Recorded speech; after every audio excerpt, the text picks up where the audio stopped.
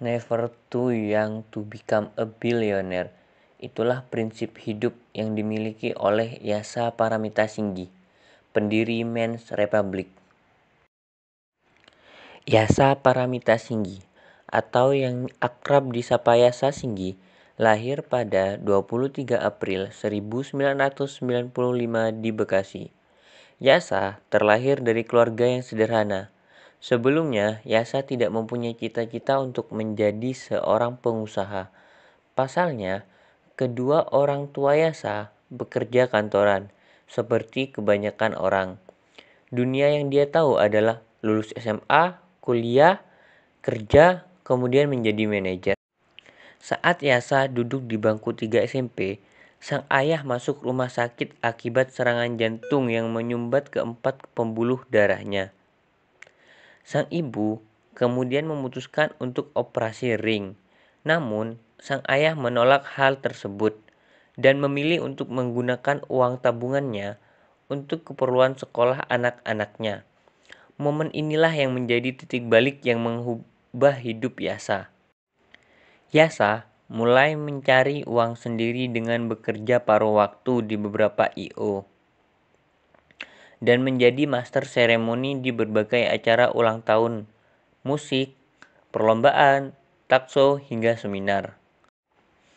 Pada usia 15 tahun, ia mulai berjualan lampu hias secara online.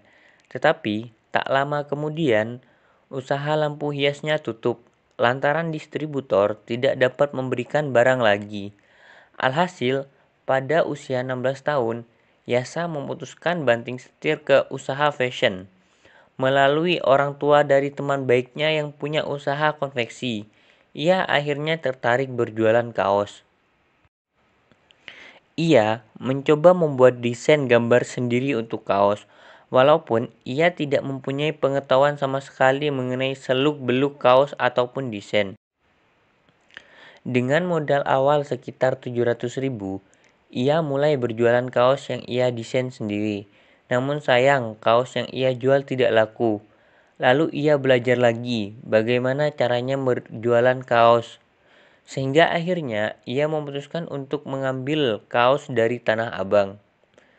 Dia menggunakan nama Men's Republic sebagai nama toko online-nya dengan pemasarannya melalui blog, Twitter, BBM. Usaha fashionnya sempat naik daun, sehingga punya cukup modal untuk membuka usaha-usaha lainnya. Yasa Singgi membuka bisnis minuman yang ia beri nama Ini Teh Kopi pada tahun 2012 di kawasan Kebun Jeruk. Sekitar 6 bulan kemudian, ia sudah membuka cabang baru, tepatnya di Mall Ambasador Jakarta Selatan. Namun sayangnya, bisnis baru ini mengalami kerugian hingga 100 juta. Hingga pada tahun 2013, ia memutuskan untuk menutup kafenya.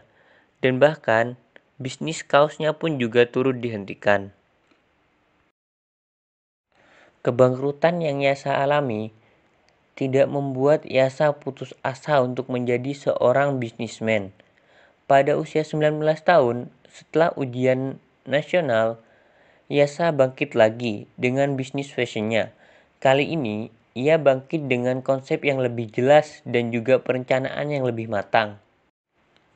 Kini, Yasa Singgi datang dengan konsep brand fashion yang khusus untuk pria, dengan kelas middle class dan harga di bawah 500.000, serta go online tapi kualitas mall.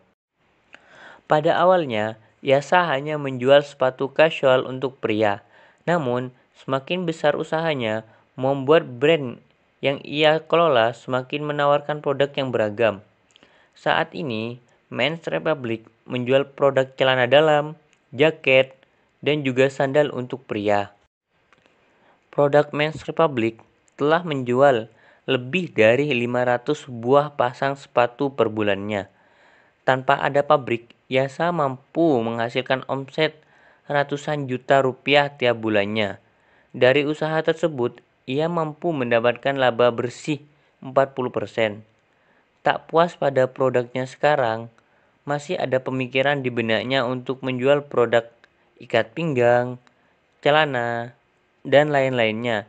Yang pasti, Yasa akan terus berinovasi dan mengembangkan Men's Republic. Pada usia 19 tahun, Yasa mendirikan perusahaan bernama PT Paramita Singgih untuk menaungi bisnis miliknya. Yasa ingin menjadikan label Men's Republic sebagai penyedia seluruh kebutuhan pria, dari kepala sampai kaki.